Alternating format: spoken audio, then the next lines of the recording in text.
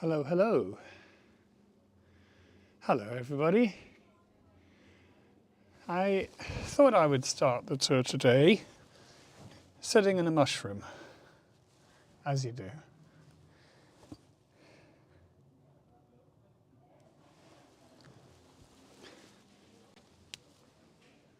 Okay, you can hear me. Good. Hi, hi, hi, hi, hi. Look at my mushroom hat. Yes, Madeline, see you soon. So, some of you might know where I am. Hello, Tariq. Enough of looking at me. So, I'm in the garden of Droog, and I was sitting in the back of the, oh, hello, Ruth, shalom, of this wonderful mushroom. Hello, Traveller AI, love the mushrooms. It's also an insect hotel, because all the insects find their little homes in here. And it's made of one of the ugliest materials, chicken wire, but it just goes to show anything can be made interesting. Hello, Susan, Martin, everyone I've missed. Hello, hello.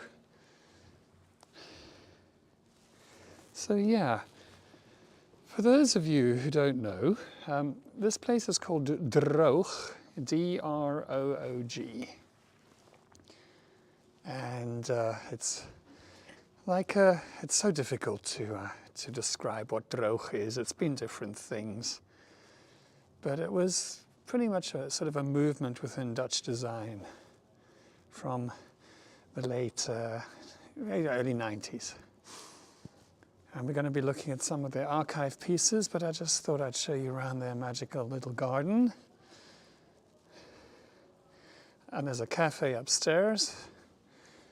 And in the summertime, you can also be served from the cafe in the garden here. So here we are.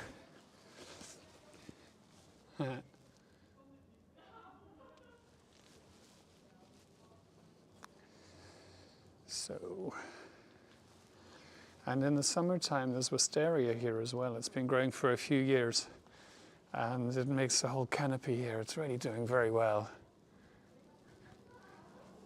And by the way, as far as Dutch design goes, there's an odd little thing up there. Oh, look at these sunflowers here. Also made with chicken wire, and also little insect hotels. But as far as design goes, this is a little balcony that you can just have bolted onto the side of your building. It's called T for 2, if I remember correctly. Kind of cute. You've got to really trust those bolts, though.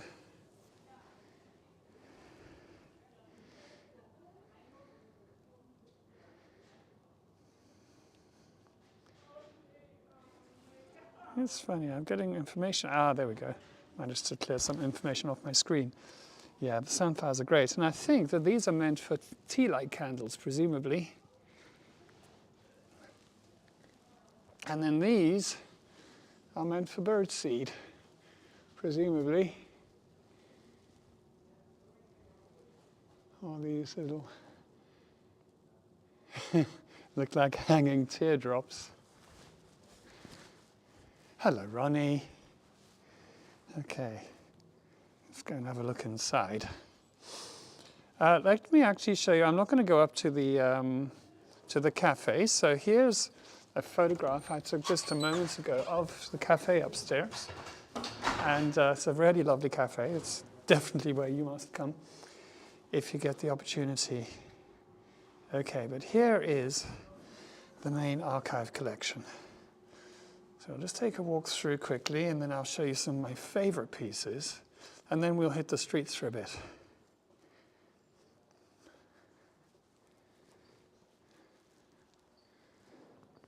So D-R-O-O-G is pronounced Droog. And here's a little bit about them. I'm just going to show you the first paragraph here. You can read that.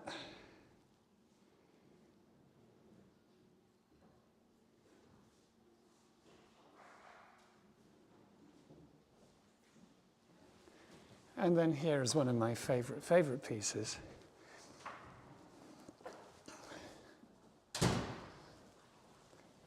Which is a chest of drawers. Let me try and get this straight on like that.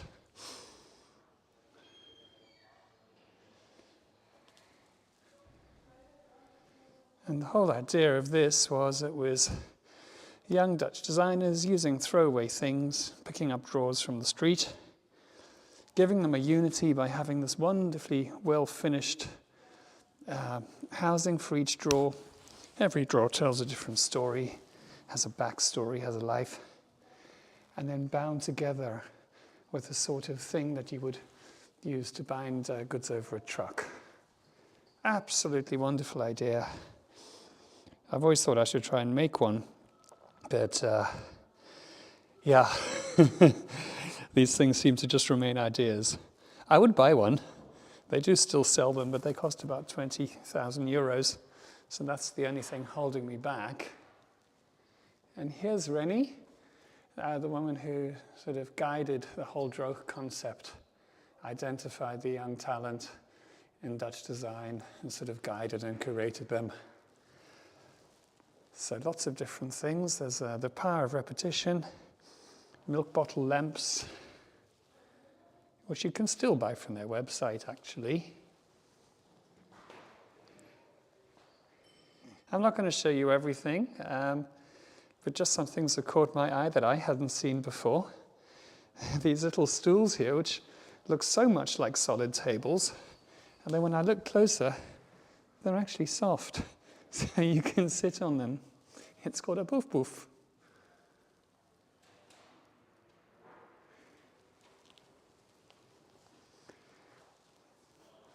And it's the same with this. I've only ever seen this in books.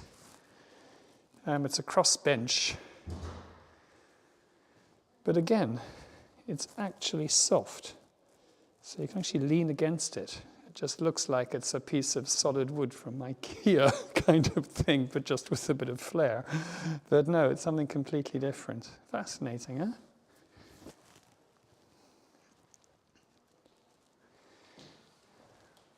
Right, hello. And over here, one of the whole Dutch Droog concepts was about taking a product and adding a bit of humor, a bit of dry wit. So what is a chandelier? Well, it's a whole lot of hanging lights. Okay, why not just hang a whole lot of light bulbs together and call it a chandelier? 85 lamps. And then up here, you'll see that the electrics are just clustered together like that.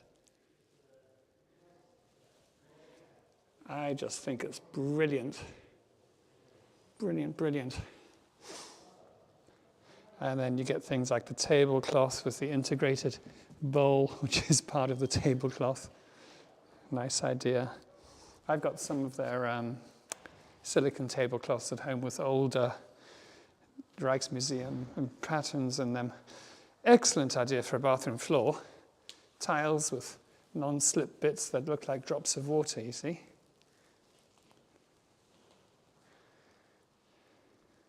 Zoom in.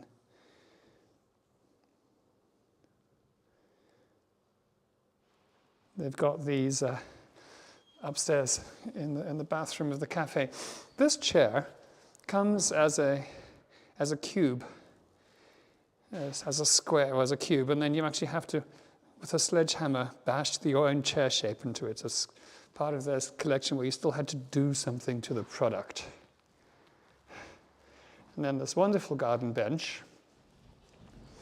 There was a derelict royal estate somewhere in the country, and they were felling trees on the estate. And then the designer made molds of the fancy dining room chairs, the backs of them, and then cast them in bronze, and then put them into these fallen trees, and hey, there you have a garden bench.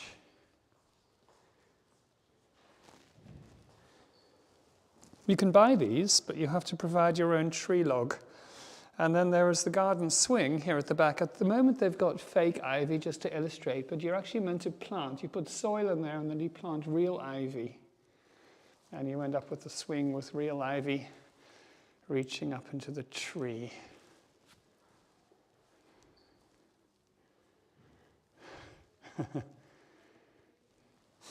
Okay, some other things.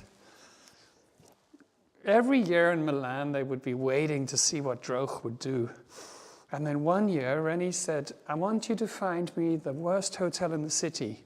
And they found her a terrible hotel, and she emptied it, and she gave each room to a designer and said, you can make one change to make it into a design space. So the person who got the bathroom made this mat where you finish brushing your teeth or having a shower, then you put the mat on as slippers and shuffle around the bathroom while you're brushing your teeth or something, drying the floor at the same time. And then the person who had the bedroom made a lamp from a coat hanger, and then you hang your shirt on it, and it becomes the lamp. I love these. I've got them at home. This is a project of making the packaging into the product. So you buy the light bulb. It comes in this plastic packaging, and that plastic packaging sticks on the wall as the lamp. Wonderful idea. A bit of a nod here to don't waste. So here's a child's chair. So the child goes here, legs through here, obviously, and as the child grows, you cut the legs one shorter as the child grows up. So you can actually use the same chair all the way through. Now, back to the hotel. The person who was given the hotel stairwell made that into the hotel gym, and that's what we have here. To do that, they put how many calories you burn going up each step. And basically that became the gym of the hotel. That, I think, is being copied all over the world. Oh, I see we're locked in. Haha. Let's see. These glasses here are based on glasses in Golden Age paintings in the Rijksmuseum. I have them at home. Love drinking out of them. Another thing here, if I do it, you have to do something to the product. Here you place your coffee cup in different combinations with what's printed on the coffee cup and on the saucer. So you can make your mantra for the day to see however you're feeling about life.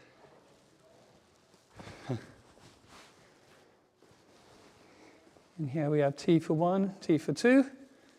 Tea for one is a teapot sliced in half. Tea for two is a bigger teapot with two handles and handled with care. It's this wonderful teapot based on a Japanese design.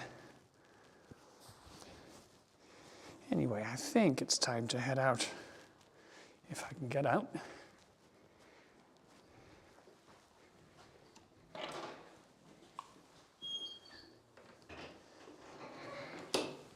No, I can't get out. I have to go out the other door, I think.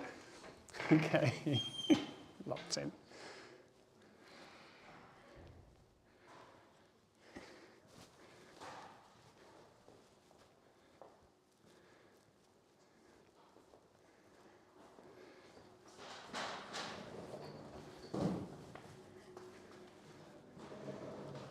Just going to point this down. Hello. Great. Okay. Here we go, out on the streets.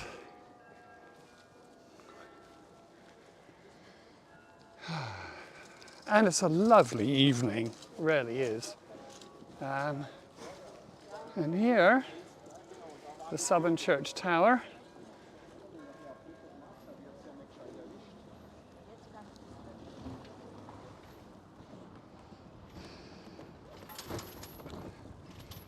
So this is the Staalmeestersbrug and the Southern Church Tower in the distance. That's from 1614. That was the first church built as a Protestant church. And this bridge that I'm on and that tower is well remembered because of this painting by Monet. He painted it from behind me, across the Amstel River, looking this way. So I'm on the bridge. We're on the bridge in the painting. Ta-da! Okay. And the bikes fly through here, so I've got to be just a bit careful.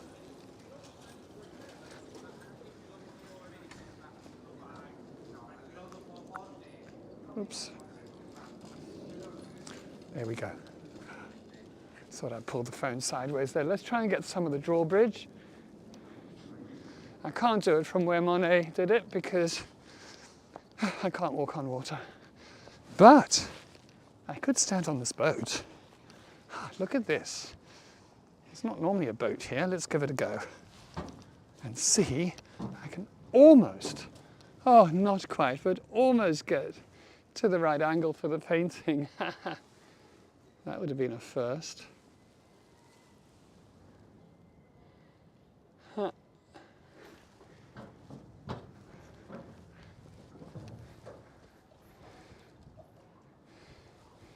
Yeah, it's a lovely reflections. I was doing a walking tour here today and earlier, but the wind was a bit stronger and we couldn't really see the reflections so well. But yeah, it always drops down a bit in the evening. Okay, so here's the outside of Droog. And the building here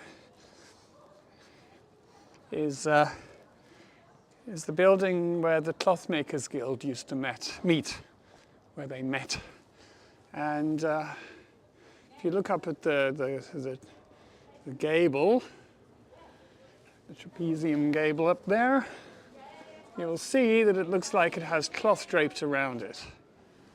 I mean, that's obviously carved or cast. And there at the top is the Amsterdam coat of arms and the Habsburg crown. So the reason for this, the Clothmakers Guild, as I mentioned, met there. And the reason they're so well remembered is because of, whoopsie, not that one, because of this painting, which is in the Rijksmuseum. So that was painted for these gentlemen who were the syndics of the Clothmakers Guild, and it hung in this building here. It's actually a pretty cool painting. It's Rembrandt's last group portrait and his really mature style, where he was really going for what they made him feel, and they really exude a sense of authority, sort of looking down on us. It would have been hung above a fireplace, and they really would have looked down on us, as opposed to the Rijksmuseum now, where it's probably hanging too low. Yeah, and it's masterfully done. It makes us part of the painting. That's what's so interesting about it, because we're actually drawn in, because like we've walked in, we've disturbed them, they're all looking at us, and he's getting up and going, "What the hell are you doing? Can't you see we're busy?" So I think it's fascinating the way Rembrandt did that, compared to, say, his first group portrait, where we're just mere observers. Anyway, beautiful building. Right, let's walk. Oh, what I also want to show you is the version that they have inside in the cafe. And this is the Droog version of that painting. And of course, because it's Droog, there had to be some kind of wit or humor. And it's made primarily out of cloth. It's a cloth collage. So, because of course it was the Clothmakers Guild. So it's quite a nice little touch, that. Oops. Okay. There we go. All right, let's take a wander along here. This is the Groenbergwal. Lovely sounding name, isn't it? Let me show you how you spell it. Groen Bergwal, which means green rampart. And the reason it was called the Green Rampart, well, all the canals in this part of town are ramparts, but this is where cloth was dyed green. And let's have a zoom in. There's a lovely grebe here. They're so pretty. Check it out. So this is where cloth was dyed green. There was a whole textile industry that came up from Antwerp when we got Sephardic Jewish and Flemish Protestant refugees fleeing Antwerp after it fell to the Spanish Habsburgs in 1585, giving Amsterdam a very nice boost of skills and industry and contacts.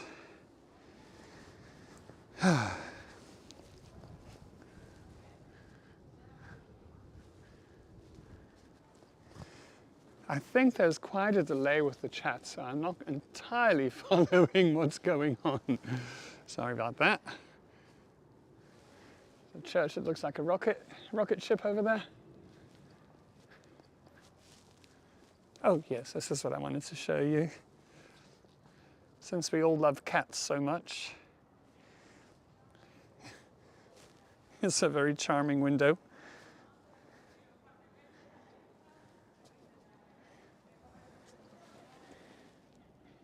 Kitty cats. Look at these sweet, sweet cats. Oh.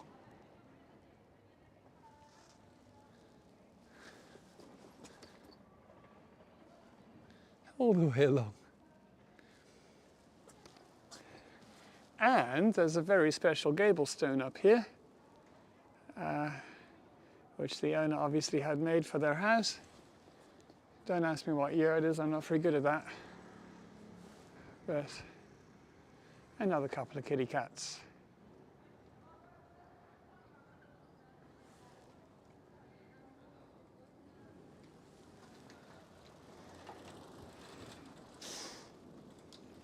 Oh. These seagulls are always so aggressive looking, especially with the red thing on the end of their beak.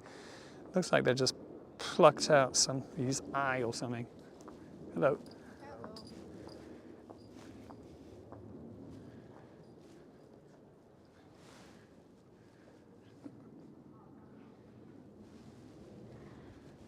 There's a school over here.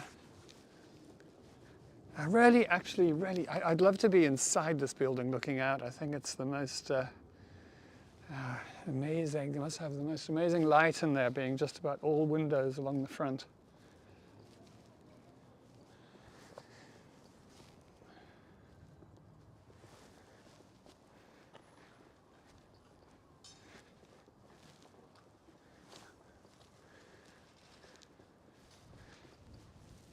So I hope we have some Ted Lasso fans on board.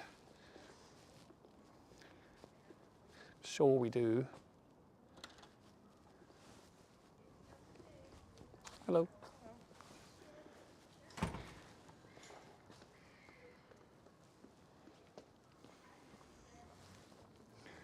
She wanted to show you these nice swans. There's just a lady just coming out of the house, so good thing I wasn't pointing at the door, but I love the swans above the doorway here. Swans face to face, making a heart. Okay, 1974. Well, it must be a significant year for them, I guess.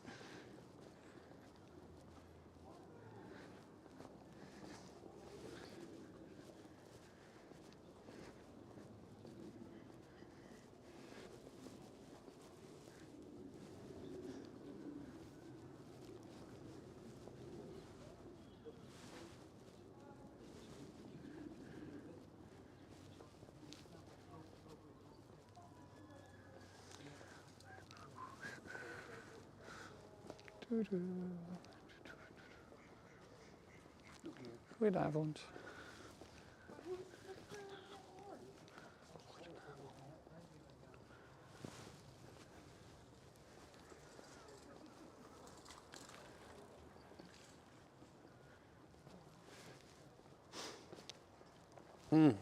So we've had a slightly cooler spring than normal.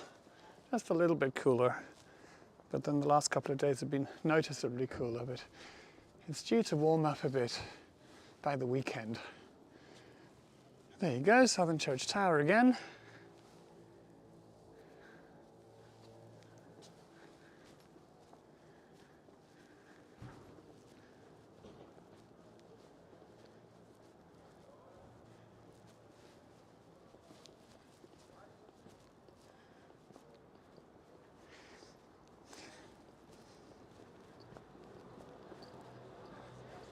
And the reason you see the tour group over there is because it was from the back of this boat here, on the back deck there, during a Ted Lasso episode based in Amsterdam, that there was this guy yelling and shouting at a woman who was walking over this bridge here.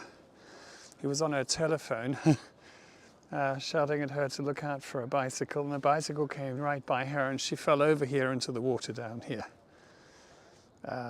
That's the only Ted Lasso I've ever seen. Okay, that little bit. And you can identify, besides knowing the other things, you'll see the purple building in the background if you go and re-watch that, or you watch that on YouTube. So for the Ted Lasso fans, this is where it happened. If you want to come and recreate that moment in Amsterdam, I can assist you in that. I'll be the person on the back of the boat shouting, "Be careful."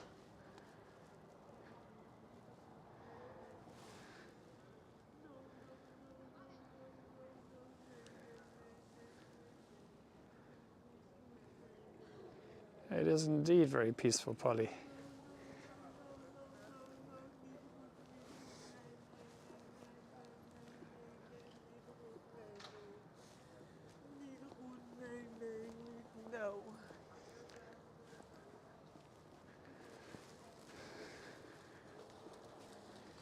So, houseboats.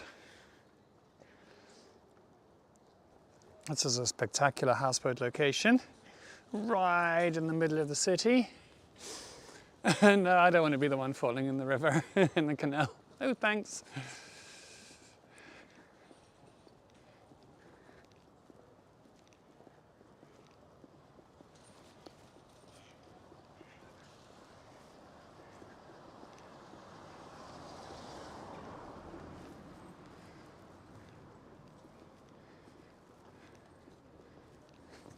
I keep thinking it's spring, but then there's no spring leaves on the trees, so it's not really spring, is it?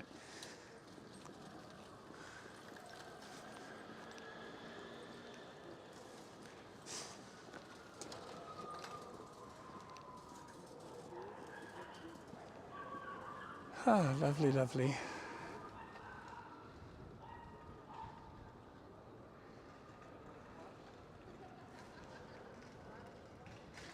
Okie dokie. Let's head up towards the New Market and have a look at the Dutch East India Company building.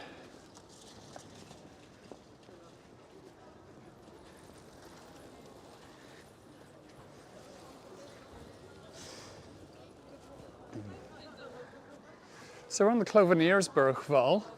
That is the canal that was named after the weapon. That was the weapon of the militia company that featured in Rembrandt's Night Watch painting, colloquially known as the Cloveniers militia. And that was a kind of musket. And this was their patch of city wall to protect. Not that they did much protecting, it was more of like a gentleman's dining club. But the wall was along the other side of the canal over there. And this building here is one of the four that makes up the square around the corridor, courtyard that we're going to go inside, and that's part of the University of Amsterdam now, which is covering itself in shame for various reasons, but I won't go into. But it was actually where the Dutch East India Company was run from. So, the birthplace of modern capitalism, as we like to say.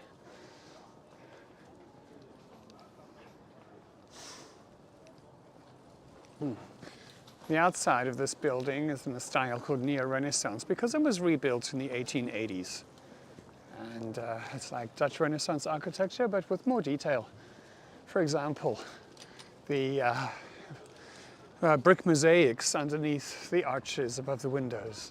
That's a real sort of neo-signifier. I'll show you what I mean. When you get Dutch Renaissance from the early 1600s, you don't get any of this type of detail like that. And then we head around the corner here. Oh yay. It's more of this building. And then we get another building which is in Dutch classicism style. So the Neo here was from the 1880s, more or less. This Dutch classicism is from the later 1800s. Pretty obviously classic in many ways. And then we head inside and we dive straight into the early 1600s, where the inside was kept consistent. So when they restored the buildings or renovated them, hello Cheryl, they kept the outside in the style of the time, and the inside was from 1606. And I got some pictures to share. This is taken from slightly higher up. I was in the university. I attended a lecture, and it was taken from there. So it's slightly different angle than normal. And then here is one of my favorite puddle shots, which I took here during the rain once, after it had rained. I came in here and I couldn't believe my luck.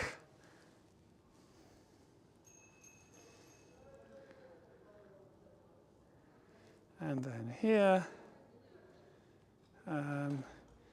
is lying on my back in the middle of the courtyard looking upwards with a wide angle lens. Hey, we could try that. I could try that live. Okay, here goes. Okay, so,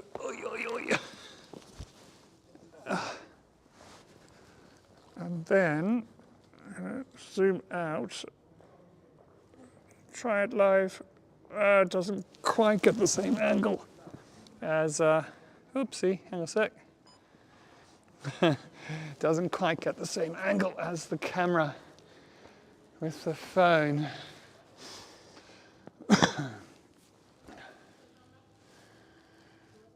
Somebody said the company was terribly racist. I think, well, yes, of course. I think it went way beyond racism, though. You know, these companies we're looking back at the 1600s. They were brutal. As colonialism was often. What this company would do at its lowest points is things like employ Japanese mercenaries to murder the populations of islands, like the Banda Islands, basically murder the entire population, and then replace them with enslaved labor and have them basically working on their plantations. And that went all the way up to the mid-1800s. So yeah, the idea of colonialism was to take raw materials out of other parts of the world as cheaply as possible, bring them to Europe, and add the value here. So yes, there was a lot of awful things done in that period, exploitative things done. Yeah, you can't change the past, but it's good to be aware of it. And hopefully we learn and treat people better going forwards. That's the hope anyway. God knows we're in a very strange situation now in the world, but let's not talk about politics.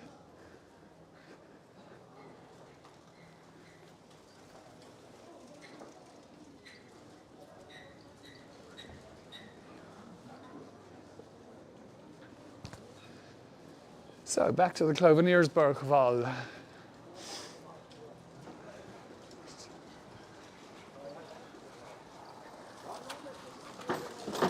Okie dokie. And this house over here was built as a family home in the 1662, if I remember correctly. And this was home to two brothers whose primary occupation were arms dealers, because you can't dominate global trade without having a big arms industry, so you could bend people to your will. Although they spun it slightly differently.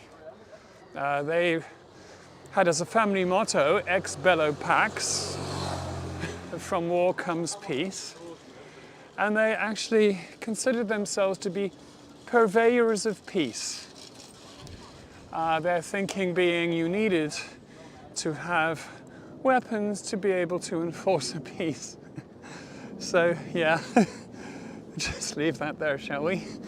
If we look at the top, the mortars, the chimneys are mortars, so showing that one of the products they sold. And here in the tympanum, you have cannons, and actually just out of sight, if I was much taller, you'd be able to see there were piles of cannonballs on either side of those cannons. Now, there are some pictures I have of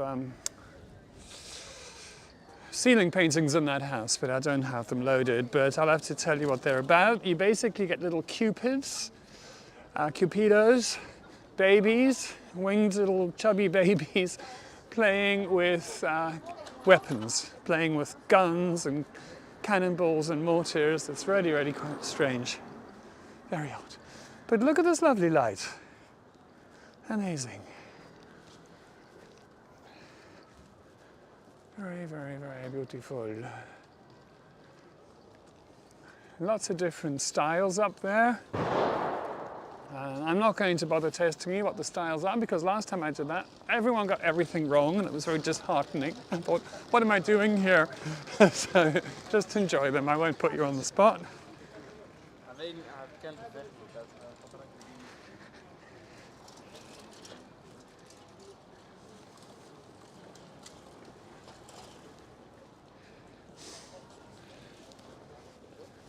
So if you've liked this, if you can like it, with the little thumbs up thing, that would be cool. And here we are in the New Market. So there's not many medieval buildings, but this is one of them. And so I just saw a tour guide I haven't seen for ages. And he seems to... Anyway, maybe he'll be there in 7 minutes. So yeah, this was a city gate. The city wall came along here. The canal came up to it on both sides. So it was very much a defense entrance, probably a bit smaller than this. After the wall came down, they filled in bits like here. This would have been canal, an extension of the Cloveniers's Bergveld, going right up to there. But they filled this in. And then somebody would have gone, what should we call this place? And then they would have said, well, you know, let's try and think of a snappy name now. Oh, it's new. Ha! There's a market here. What about New Market? And it's been the New Market for the last 400 years.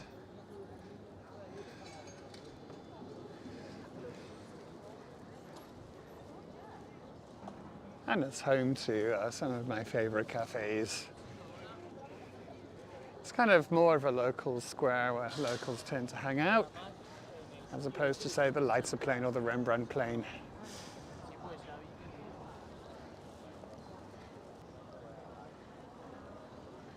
Now, just to carry on with the art theme, we had Rembrandt's last group portrait, and his first group portrait was painted upstairs in this bigger tower here, the second one, that one over there.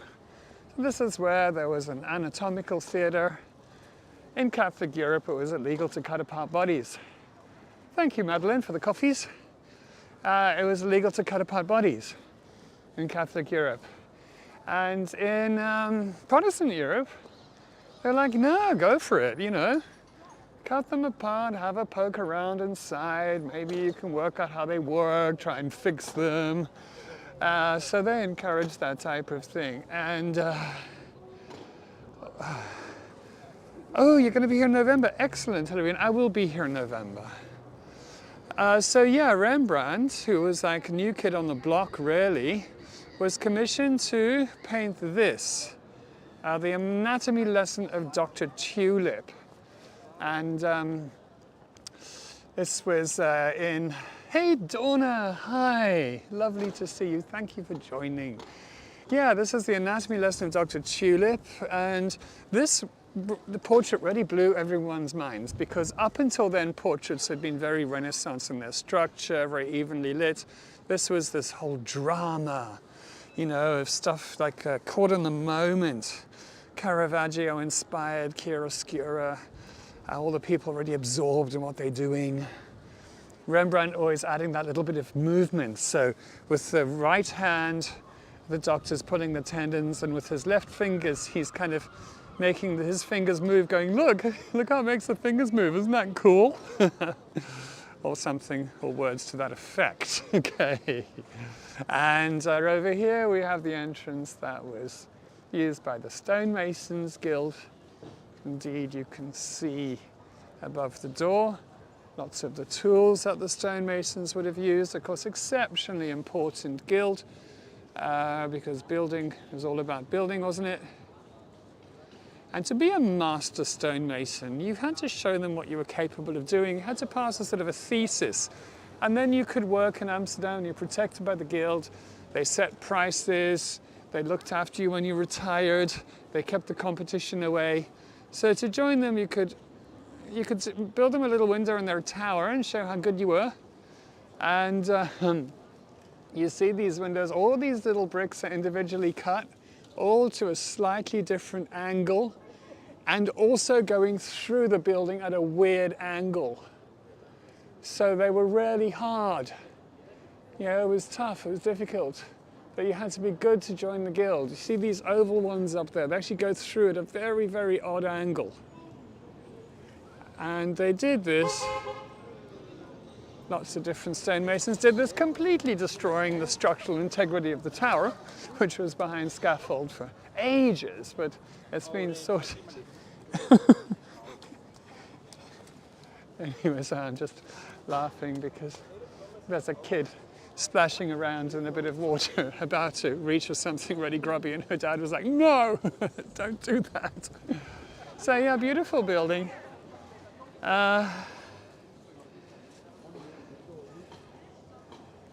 And let's just finish with some nice views of buildings and beautiful sunshine.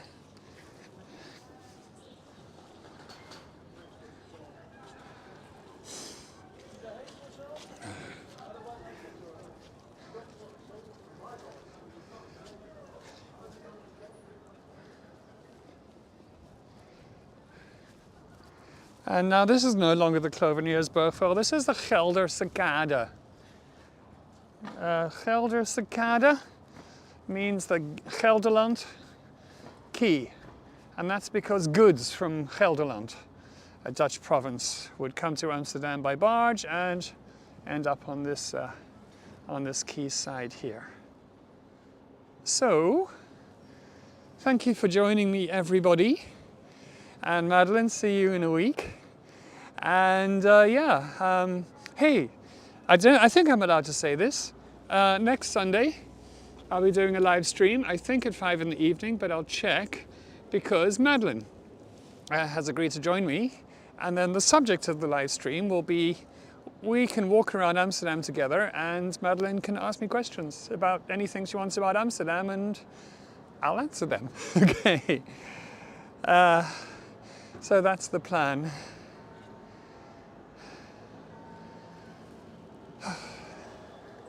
Hey! Ooh! Look, this is not normally open. Normally, you'd never see down here. But I know... Huh. Okay, there's actually... Thanks, Pauline, for coffee. There's actually this tunnel all the way under the new market, all the way under that building. There's actually a waterway that goes under. You could actually canoe through there, but it must be creepy as hell. I mean, not allowed to, but I couldn't. But all the way under here, and through and along, and then it goes that way, and then it comes out on the next canal. So hey, look, there's the Southern Church Tower on the left, and the New Market, or the Waag, on the right. Nice one. Okay, everybody, have a good week, and I'll see you on Sunday, hopefully. Bye-bye.